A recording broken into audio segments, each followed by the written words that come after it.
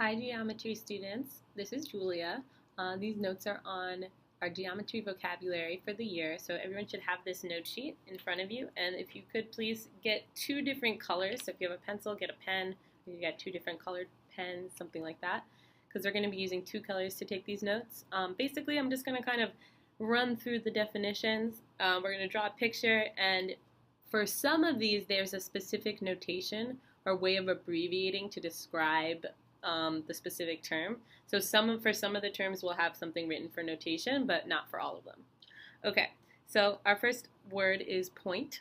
I think everybody has an idea of what a point is, but we have a definition: a location in space, often represented by a dot on a piece of paper.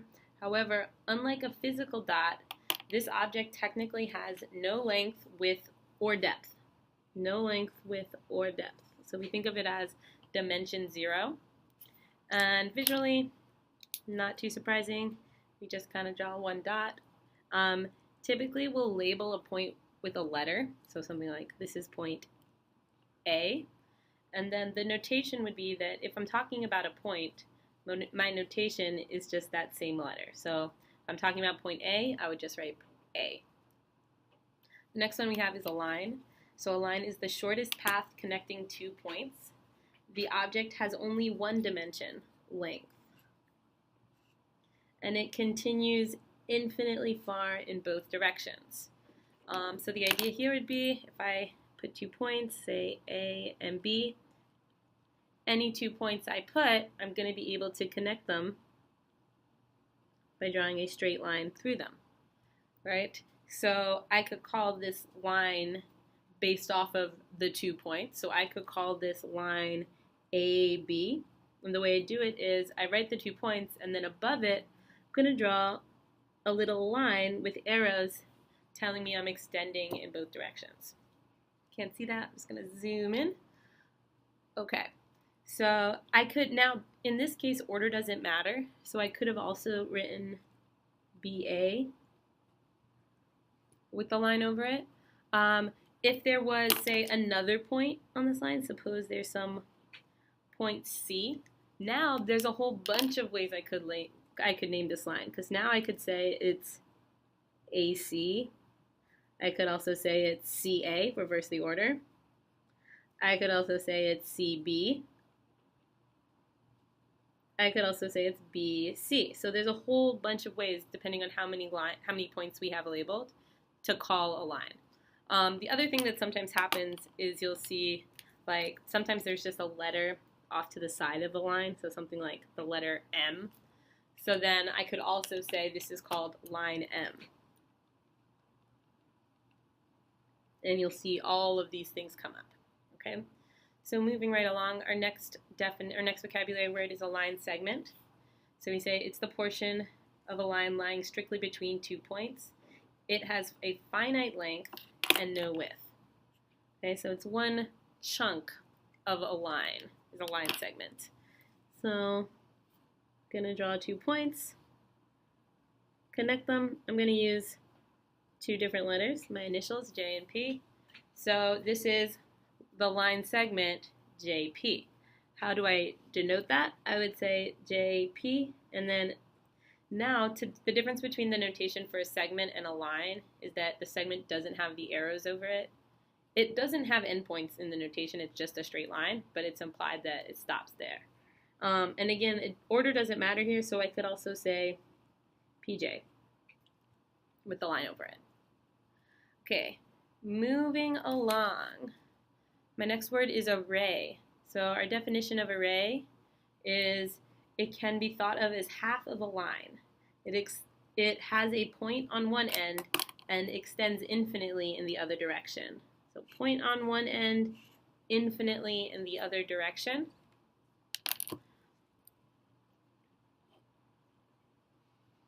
So something like that. And now I'm just going to add in some letters to our picture so we can start thinking about the notation. So let's say this is an R, this is S. So in order to name array, you need to know the endpoint and at least one other point on the line. And here order matters because we want to know which of the two R or S, which one is the endpoint, or our starting point for our array. And so in this case, the starting point is R. So I'd write R first. And then what direction is it going? It's going toward point S. Now, my notation is, again, I'm going to do something on top. This time, I'm just going to have the arrow pointing to the right. So there's only an arrow on one end. Okay, now if there were more than one, like if I had another point on this line, say I had this other point T, then there would be more than one way to name this ray, because now I still have to start with R, because I need to know where am I starting, where's that end point, and then I could say also is going toward T, with the arrow pointing to the right. And we'll always draw this arrow pointing to the right, no matter which way your arrow is pointing to in your actual diagram. Okay, next one is an endpoint. That's pretty self-explanatory. It's just a point at one end of a ray or a segment. So, pretty self-explanatory. If this is the segment AB, I have two endpoints. There's no new notation here because I would just talk about them the same way I talk about any point, so just by using no letter. Okay, next vocabulary word is collinear points. So collinear points are points that all lie on the same line. And the key here would be that, like, obviously we can always draw a line between 2 points, but really what we're talking about with collinear is more than 2, because any 2 points will always be collinear. So then that's kind of like the simple case. So if we have 3 points that all fall on the same line, we would say this is X, Y, and Z, then we would say X, Y, and Z are collinear. There's no new notation there. For the next one, non-collinear, the idea would be that they don't fall on a straight line. So just kind of I'm going to form some sort of triangle. So these 2 points, obviously, I could form a line between them. So I don't want to put my third point on the same line, so maybe I'll put it over there. So R, S, and T are not collinear because I can't draw one line that goes through all 3. Okay, cruising along, my next vocabulary word is opposite rays. So these are 2 collinear rays that have a common endpoint and extend in opposite directions. 2 opposite rays form a straight line. So our picture is actually going to look kind of similar to what I drew for collinear, but I'm going to color code it so it's a little bit clear. So it says 2 rays starting from the same endpoint. So if I draw an endpoint, I'm going to call that Q. And then I'm going to draw a ray going to the right, and I'll call this R. And now I'm going to go the opposite way so that this forms a straight line. I'm going to call this point S. So the idea is they are all 3 collinear, but I have 2 distinct rays. So we have ray QR, and we have ray QS. And Q goes first in both of those. It matters because that's my endpoint. Okay, moving along, the next vocabulary word is vertex. So the vertex is a point where 2 or more line segments meet. So we see this in a couple of different situations. You see this when you just have some shape. So this is a hexagon, and all the places where the line segments that form the hexagon come together, those are all my vertices is what you call the plural, actually. So there's 6 vertices on that hexagon, but you could also have a vertex, say, on an angle that's formed or something like that. So here's an angle. That angle also has a vertex. No new notation.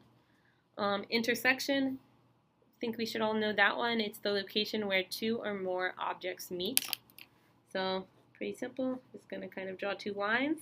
They don't have to be lines, but in this case I'm drawing them like lines. So what's the point of intersection? Right there. That's the intersection. There's no new notation here. Okay, I'm going to flip to the back. Keep on going. My next definition is parallel lines. So we say parallel lines are 2 lines on the same plane that never intersect. And the idea of it being on the same plane, we're going to talk more about that later this year.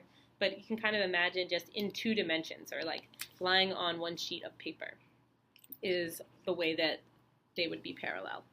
And what does this look like? I'm going to roughly draw 2 lines that look like they have the same slope or they're going in the same direction. And then suppose I called this like line L and this line J. That's a cursive L and a cursive J. Then I might describe it as, you could say, there's a little abbreviation for a parallel.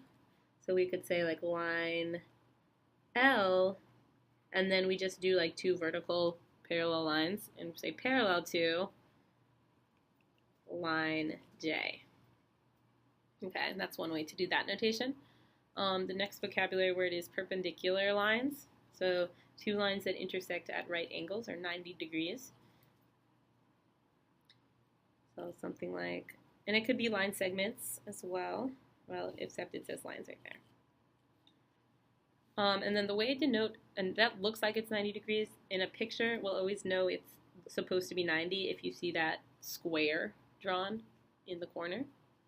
And then suppose I call this line N and this line M. Then I could say line N is perpendicular to. So I just do this little like upside down T, line M. Okay, next up we have the word midpoint.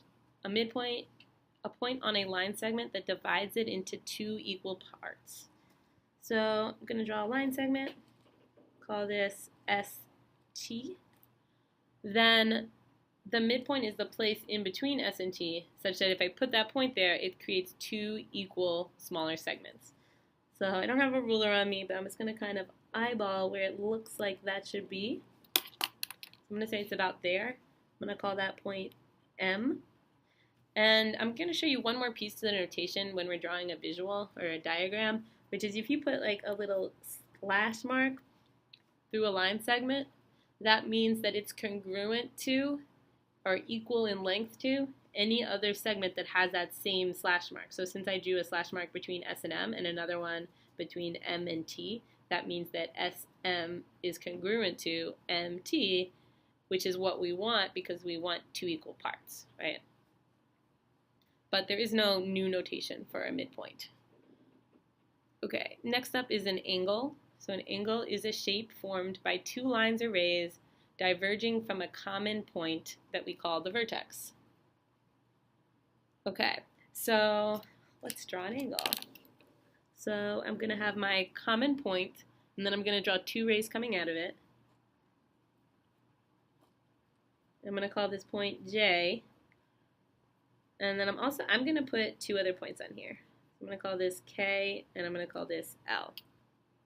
So there's actually a number of slightly different ways we could name this angle. One way we could name this angle, since it's just a standalone angle and it's the only angle at this vertex, I could just call it angle J, and we do this little kind of like greater than or less than sign to represent, that notation means angle. But sometimes if you have more than one angle at a vertex, you want to be more specific about what are the 2 rays, in which case another way I could name this would be to say the point on the ray, then the vertex, then the other point on the ray. So I could say this is angle KJL. The order of the K and the L don't matter, so I could also say angle LJK. But it is important here that the J is in the middle because that's my vertex. So in this notation, if I'm using 3 letters, I need my middle letter to be the vertex. The only other thing that sometimes happens here would be sometimes you'll see like they'll number an angle, so they'll say like this is angle 3, in which case I could also call this angle 3, just like that, and they do that sometimes too. Okay, moving along, my next word is angle bisector. So I'm going to redraw an angle.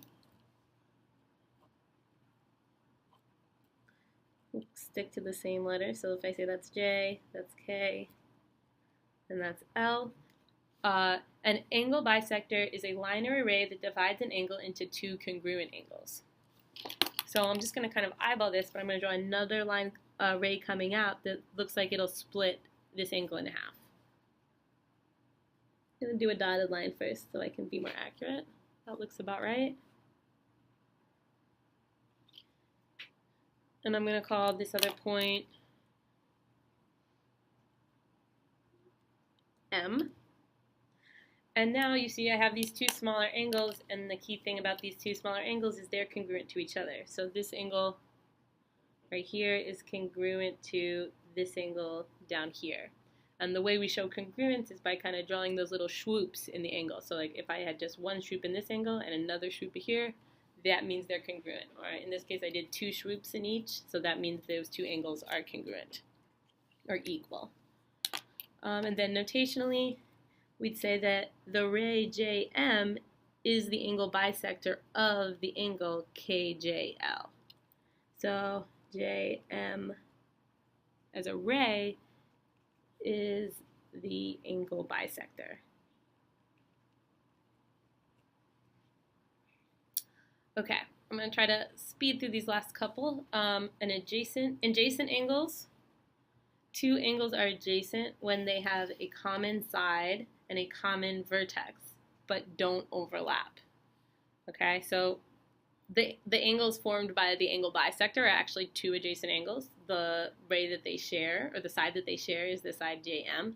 So I'm going to draw a really similar picture. We'll kind of orient it differently just to change of pace. Call this A, B, C, and D. So we can kind of see that like this angle I'm highlighting in green shares that middle side AC with the other angle. Moving along, we have supplementary angles are two angles whose sum is 180. So I'm going to give a quick example. Suppose I have one angle, and I'm actually going to give it a specific number of degrees. So suppose this is 60 degrees. Then I have some other angle. Suppose this is 120 degrees. Well, 120 plus 60 equals 180. So we have ourselves two supplementary angles. There's no new notation there. A linear pair is related to supplementary angles. It's a pair of adjacent supplementary angles. So if we kind of put these two pieces together so that they share a side, what you end up with is a linear pair.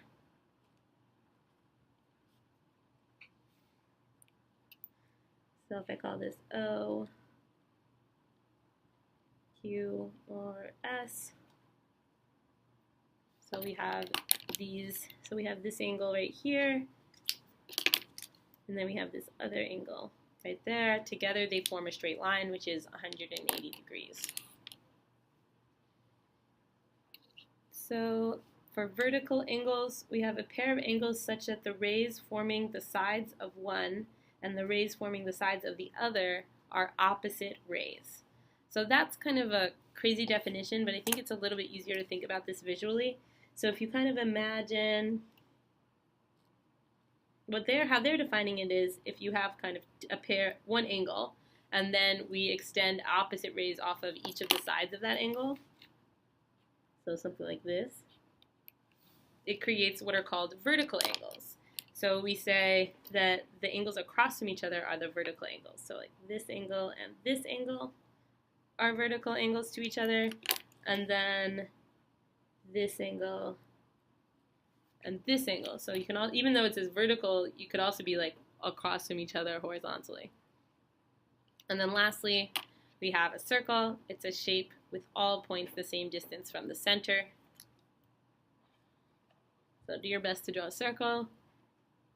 Label the center, and then we also have like the distance from the center to the edge would be called the radius. I'm going to call that R. Okay, so this concludes these notes. Make sure you have all of your diagrams done. If you have any questions, star any definitions you're not sure about, and make sure to ask about that in class next time we have class.